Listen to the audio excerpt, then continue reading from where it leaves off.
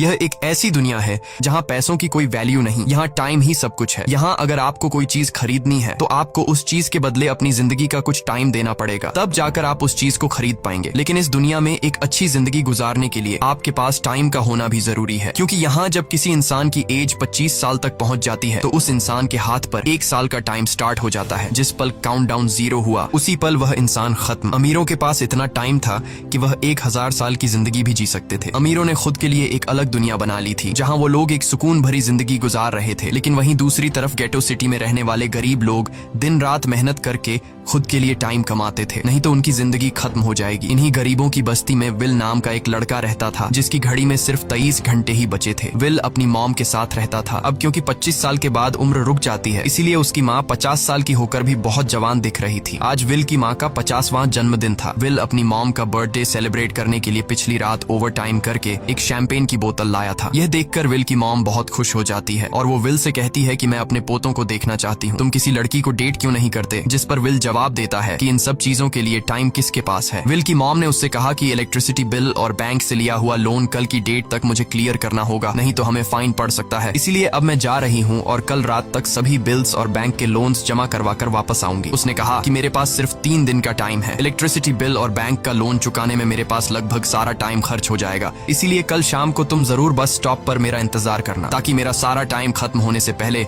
मैं तुमसे कुछ टाइम ले सकूं। इस पर विल ने कहा ठीक है, मैं टाइम पर पहुंच जाऊंगा। जाने से पहले विल की माँ विल के हाथ को छूकर उसकी बॉडी में 30 मिनट ट्रांसफर करती है ताकि विल अच्छा नाश्ता खरीद कर खा सके। इसके बाद दोनों अपने अपने काम पर निकल गए। रास्ते में विल के पास एक छोटी बच्ची आती है। वो विल को एक कैप्सूल देकर विल से उसका थोड़ा सा टाइम मांगती है। विल मुस्कुराते हुए उस छोटी बच्ची को कैप्सूल में अपनी जिंदगी का 5 मिनट का टाइम दे देता है और वह चली जाती है। यहाँ हमें पता चलता है कि यह लोग अपने टाइम को एक कैप्सूल में स्टोर भी कर सकते हैं, जिससे यह लोग कभी भी यूज और ट्रांसफर कर सकते हैं। इसके बाद विल काम के लिए फैक्ट्री पहुंच जाता है। काम शुरू करने से पहले वह कॉफी लेने जाता है, लेकिन वहां वह देखता है कि हर एक चीज का दाम डबल हो गया है। जहां पहले कॉफी 2 मिनट की मिलती थी, अब उसका प्राइस डबल होकर 4 मिनट हो चुका है। यहाँ पर कभी भी किसी चीज का भी दाम बढ़ा दिया जाता है बिना किसी अनाउंसमेंट के। ये बात विल को बहुत बुरी लगती है। मजबूरी में विल ने भी कॉफी के लिए अपनी जिंदगी के 4 मिनट पे किए और काम पर लग गया। दिन भर के काम के बाद रात के वक्त विल अपने दोस्त के साथ एक बार में जाता है। विल का दोस्त एक नंबर का शराबी था। वह हर वक्त शराब के नशे में टली रहता। विल का दोस्त विल को इशारे में बताता है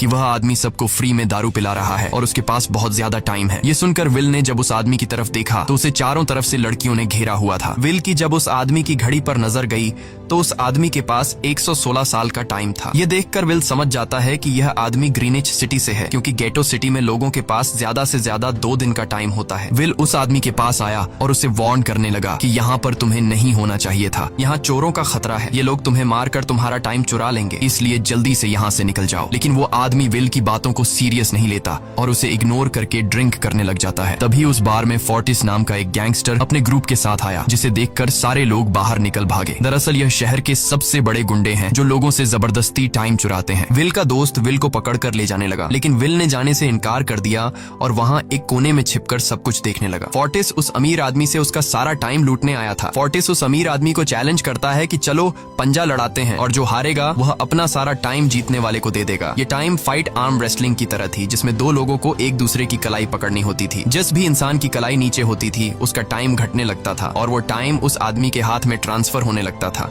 जिसकी कलाई ऊपर होती थी। इस तरह जीतने वाला इंसान सारा टाइम उस दूसरे आदमी से अपनी बॉडी में स्टोर करके उसे मार देता।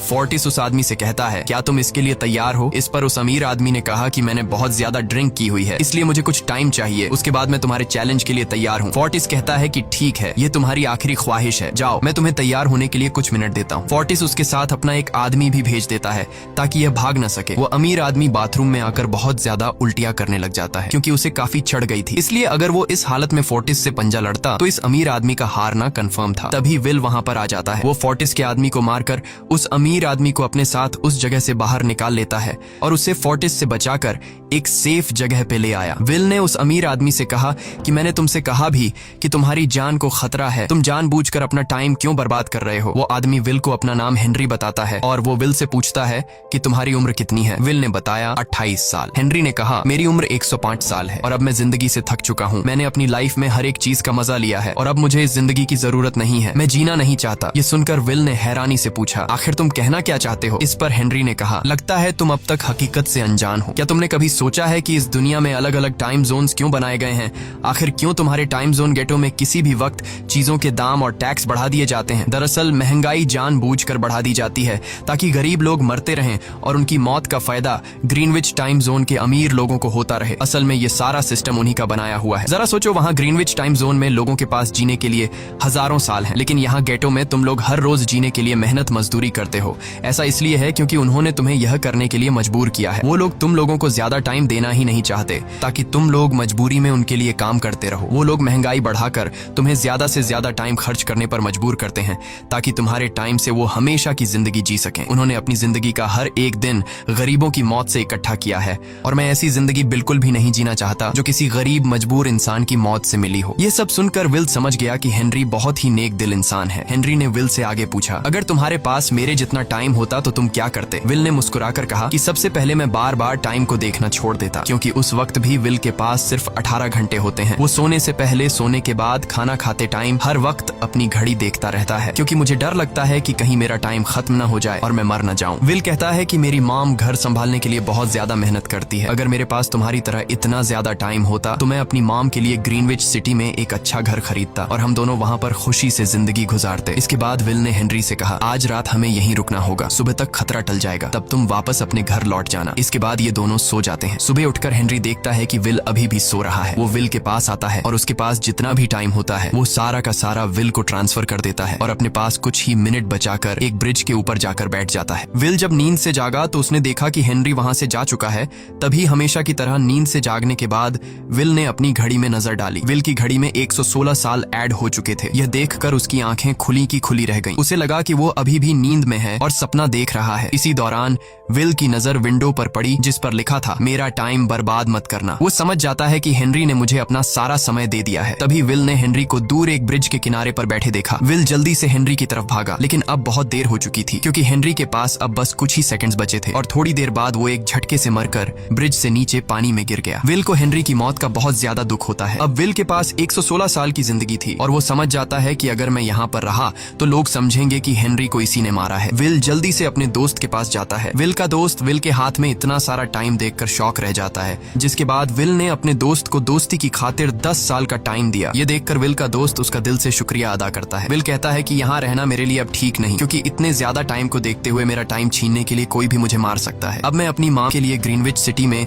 एक अच्छा सा घर खरीद सकता हूँ और वहाँ पर एक सेफ लाइफ गुजारूंगा। जिसके बाद विल अपने दोस्त को गुड बाय कहकर वहाँ से निकल जाता है और सीधा उस बस स्टॉप पर जाकर मॉम का इंतजार करने लगता है, जहाँ 2 दिन पहले उसकी मॉम ने उससे कहा था कि मैं इलेक्ट्रिसिटी का बिल और बैंक का लोन चुकाकर इस बस स्टॉप पर पहुंचूंगी। दूसरी तरफ विल की मॉम सारे लोन और बिल्स भरने के बाद घर लौटने के लिए बस में चढ़ी, पर तभी उसे पता लगा कि एक ही दिन में बस की टिकट के दाम डबल हो गए थे। पहले जहां टिकट 1 घंटे में आती थी वहीं अब प्राइस 2 घंटे हो गया था। ये देखकर विल की मॉम बहुत ज्यादा परेशान हो जाती है क्योंकि विल की मॉम के पास सिर्फ 1.5 घंटा बचा था। विल की मॉम बस ड्राइवर से रिक्वेस्ट करती है कि अगले स्टॉप पर मेरा बेटा उसे बाकी का टाइम दे देगा, लेकिन बस ड्राइवर ने साफ इनकार कर दिया और कहा कि अगर टाइम नहीं है तो फिर पैदल चली जाओ। लेकिन विल की मॉम को पता था कि अगला बस स्टॉप बहुत दूर है, अगर वह पैदल भी जाती है तो उसे पहुंचने में 2 घंटे लगेंगे। उस वक्त बस में ढेर सारे पैसेंजर्स सवार थे। विल की मॉम ने उनसे भी रिक्वेस्ट की पर किसी ने भी उनकी मदद नहीं की। इतने में ही बस वहां से निकल गई। विल की मॉम रेचल के पास ज्यादा टाइम नहीं बचा था, इसलिए वह दौड़ती हुई पैदल घर की तरफ भागने लगी। दूसरी तरफ विल अपनी मॉम के लिए फूलों का गुलदस्ता लिए बस स्टॉप पर उनका इंतजार कर रहा था, क्योंकि आज उसे अपनी मॉम का बर्थडे सेलिब्रेट करना था। बस जब उस स्टॉप पर पहुंची तो कई सारे पैसेंजर्स उतर आए, पर उनमें से विल की मॉम नहीं थी। विल यह देखकर परेशान हो जाता है और उसे समझ आ गया कि जरूर उसकी मॉम मुसीबत में है। वह उसी वक्त अपनी मॉम की तलाश में भागा। उधर रेचल के पास अब कुछ ही मिनट बचे थे। वह रास्ते में आने वाली गाड़ियों और लोगों के घरों का दरवाजा पीट पीट कर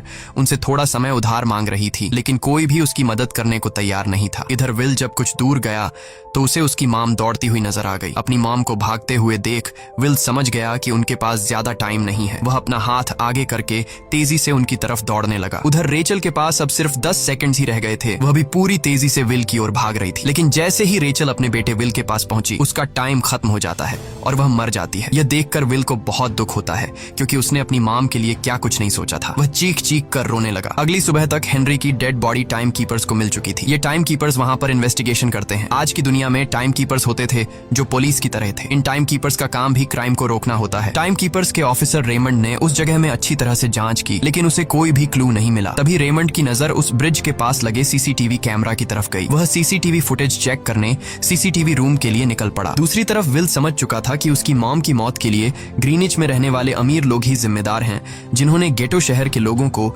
एक एक सेकंड का मोहताज बना दिया है।